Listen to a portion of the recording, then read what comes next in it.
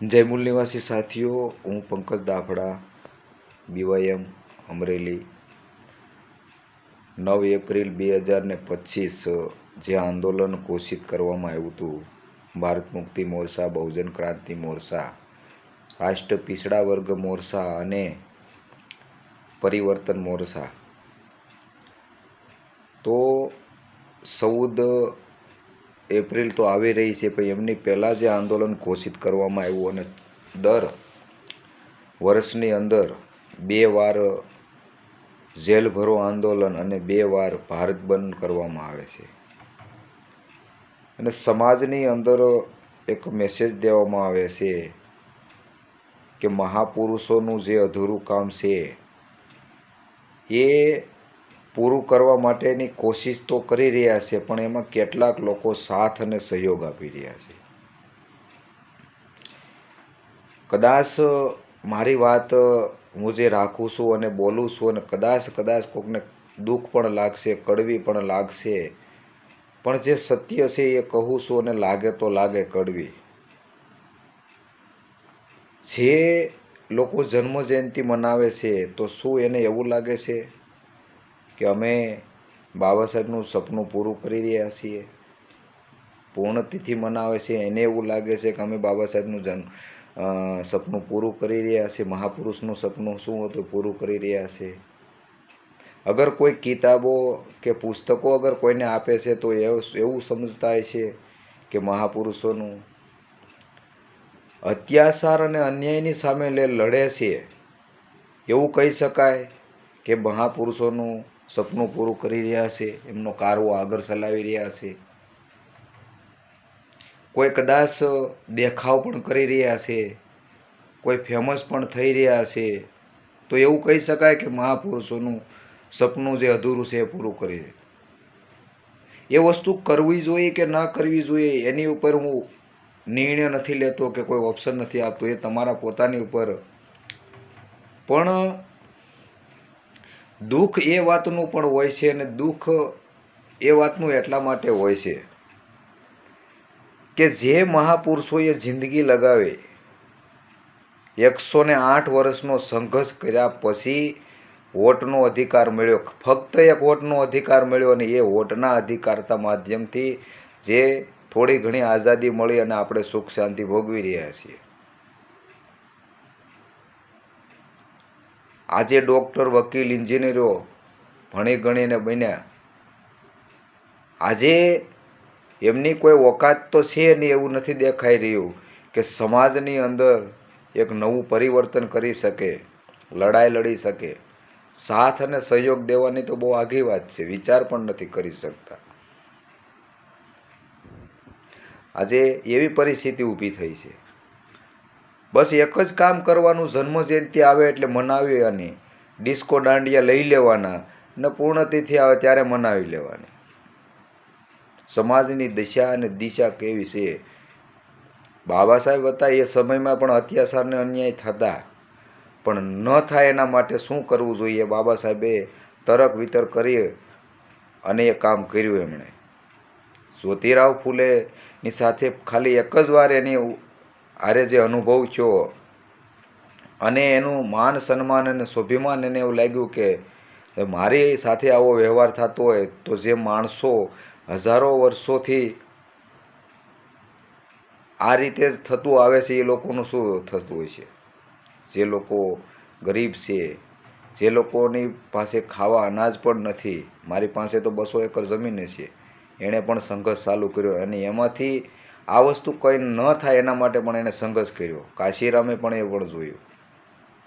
અને આજે વીડિયા બનાવવા પડે, ઓડિયા બનાવવા પડે, લોકોની ઘર સુધી પહોંચી જાય કે આ લોકો અગર અધિકાર મેળવવા માટે અને અધિકારને બસાવવા માટે લોકોએ પોતાની જાનની આહુતિ આપી, ફાંસીને માસડે પણ સડી ગયા. કદાચ તમે સાંભળ્યું હોય છે કે જલિયાવાલા બાગની અંદર જે કાંડ જે અંગ્રેજોએ કર્યું, અને ઉદ્ધવસિંહે એના ઇંગ્લેન્ડમાં જઈ અને ગોળી મારી, એવું કહેવાય છે, એવું લખેલું છે, એવું વાંચ્યું છે. પણ જે અંગ્રેજોને ખદેડવા માટે મહાપુરુષોએ જાનની આહુતિ લખાવી, અને આજે એ જ માધ્યમથી ભારત દેશની અંદર વિદેશી બ્રાહ્મણો અત્યાચાર અને અન્યાય કરતા નથી એવું ન કે કરાવી રહ્યા છે. સરકારના માધ્યમથી, ઈવીએમના માધ્યમથી નાજાયજ સરકારો બને છે અને આપણે હજી ફેમસ થવામાં છીએ. યા તો ઓબીસીનો વિરોધ કરીએ છીએ, જેમને જોડવા જોઈએ એમનો વિરોધ કરી રહ્યા, જેમની પાસે જાણકારી નથી એને જાણકારી દેવી છે એમનો વિરોધ કરી રહ્યા છીએ. જે નડતરા રૂપ જ નથી એમનો, જે દેવી દેવતાનો એમનો પણ આપણે વિરોધ કરી રહ્યા છીએ. જે કાંઈ નડતું જ નથી, નડે છે હું સમસ્યાનું સમાધાન કેમ નથી થતું? કારણ કે જે બ્રાહ્મણોએ જે સમસ્યાને નિર્માણ કરી છે એનું સમસ્યાનું સમાધાન નથી થતું. તો કમસે કમ જે સમસ્યાને પેદા કરે છે, જેમણે દેવી દેવતાઓને જન્મ આપ્યો છે, એમને પકડવા જોઈએ, એમનું નામ લેવું જોઈએ. એમનું નામ લેવા તો ખુશી નથી, નથી બ્રાહ્મણોનું નામ લેવા ખુશી, નથી ઈવીએમનું નામ લેવા ખુશી. કોઈ એવું પણ નથી કહેતું કે ઓબીસીની જાતિ જનગણના થવી જોઈએ. કોઈ એવું પણ નથી કહેતું કે અત્યાચારને અન્યાય થાય છે ન થાય એના માટે આપણે શું લડાઈ લડવી જોઈએ, એવું કોઈ નથી કહેતા. આ અત્યાચારને અન્યાય થાય છે, જાય છે, એક્રોસિટી એક થાય છે અને પછી અંદર રેડી થઈ જાય છે. તો આ કોઈ અમરેલી જિલ્લાની ખાલી વાત નથી, આ કંઈ ગુજરાતની નથી, દેશની અંદર આ રીતનો જ માહોલ હાલે છે. જે પણ રાષ્ટ્રવ્યાપી અને દેશવ્યાપી આંદોલન ચલાવે છે એમને સાથ અને સહયોગ તો આપણે આપી નથી જતા, અને જ્યારે એ વયા જાય છે પછી આપણે એની પાછી જન્મજયંતિ અને પૂર્ણતિથિ મનાવી છીએ. જે ઘટના કાશીરામ સાથે પણ થઈ, બાબા સાહેબની સાથે પણ થઈ, વયા ગયા પછી આપણે પાછી જન્મજયંતિ, પાછી પૂર્ણતિથિ, જન્મજયંતિ અને પૂર્ણતિથિ. તો ત્યાંક ને ત્યાંક બાબા સાહેબે બે સ્લોગન આપ્યા કે મુझे પઢે લિખે લોકોને ધોકા દિયા. ડૉક્ટર, વકીલ, એન્જિનિયરો જે છે એણે દગો દીધો ને હજી દે છે. અને બીજું એણે કીધું પૂના કરાર કે દલાલ, ભડવા, ભાગેડો અને ગદ્દારો નિર્માણ થયા. એ પણ સાચી વાત છે.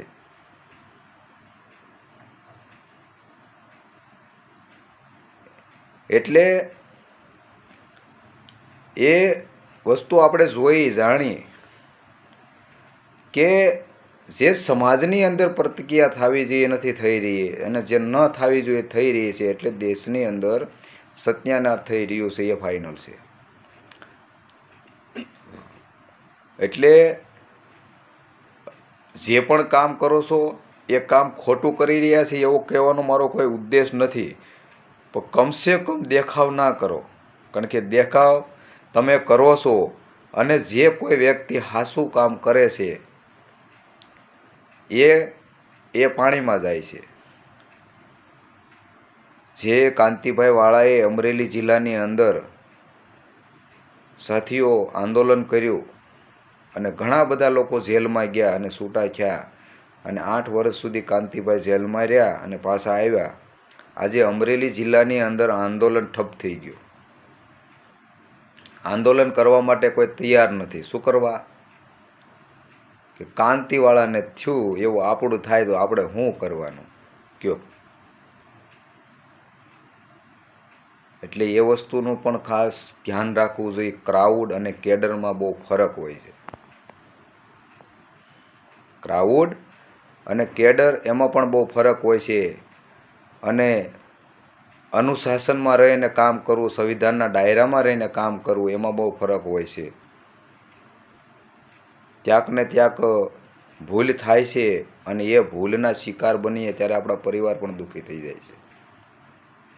એટલે વિડીયો એટલા માટે સાથીઓ બનાવ્યો છે કે એ આંદોલન જે થયું અને એ આંદોલન થયા પછી આંદોલન નથી થયું, એ પછી અમે આંદોલન બે કર્યા.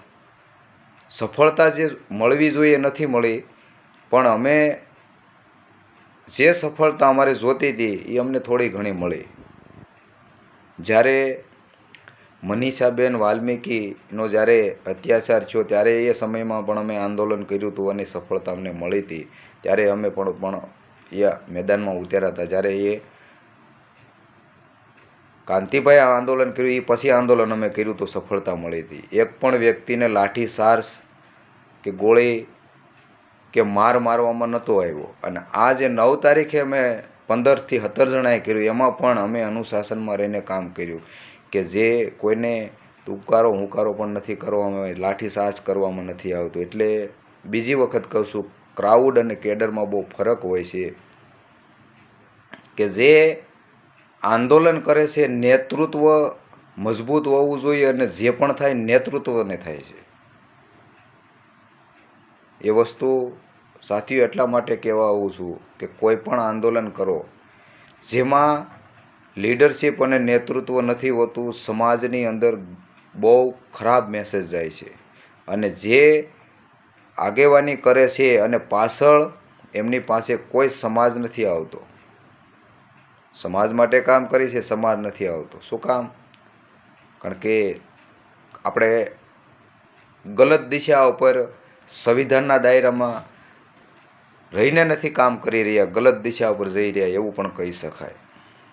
દુઃખ એટલા માટે પણ થાય છે કે જેમણે 8-8 વર્ષ કાઢ્યા છે, એક દુઃખની વાત કહેવાય કે આપણે કોશિશ જે કરવી જોઈએ નથી કરી. પણ એ વસ્તુનો પણ ખ્યાલ રાખવો જોઈએ કે આંદોલન કરવું એ જરૂરી છે, પણ ક્યાંક ને ક્યાંક સંગઠન શક્તિનું પીઠબળ હોવું જોઈએ. કારણ કે પીઠબળ વગર સંગઠન શક્તિ પણ સાથીઓ કામ નથી આપતી. એટલે આશા અને અપેક્ષા સમાજ પાસે હંમેશા રહે, કાયમિક માટે રહે છે. આવનારા સમયની અંદર પણ ફરીથી પાછું ભારત બંધનું એલાન સાથીઓ આવી રહ્યું છે. એમાં પણ સાથ અને સહયોગ માંગશું અને જરૂર મળશે. અને મારી વાતને વિરામ આપું એ પહેલાં એક વાત કહેવા માગું છું કે કોઈ પણ આંદોલન, કોઈ પણ ધરણા, રેલી, પ્રદર્શન હંમેશા અનુશાસનમાં રહીને કોઈ ભાંગતોડ કર્યા વગર, સરકારની મિલકતને નુકસાન પહોંચાડ્યા વગર અગર આપણે કામ કરશું શાંતિપૂર્ણ તો સફળતા જરૂર મળશે આવનારા સમયની અંદર. અને સફળતા નથી મળી એવું નથી બન્યું. બાબા સાહેબને સફળતા મળી છે, કાશીરામને સફળતા મળી, જ્યોતિરાવ ફૂલેને પણ સફળતા મળી. અને આવનારા સમયમાં બામસેફના જે રાષ્ટ્ર અધ્યક્ષ વામન મેશ્રામ સાહેબ જે કામ કરે છે, એના નેતૃત્વમાં જે કામ થઈ રહ્યું છે એમને પણ સફળતા અવશ્ય મળશે.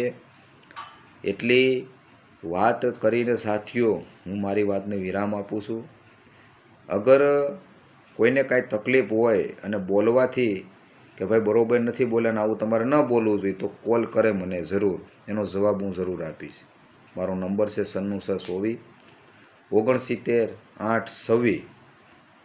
હજે બીજી વાર બોલું છું 9624 69 826.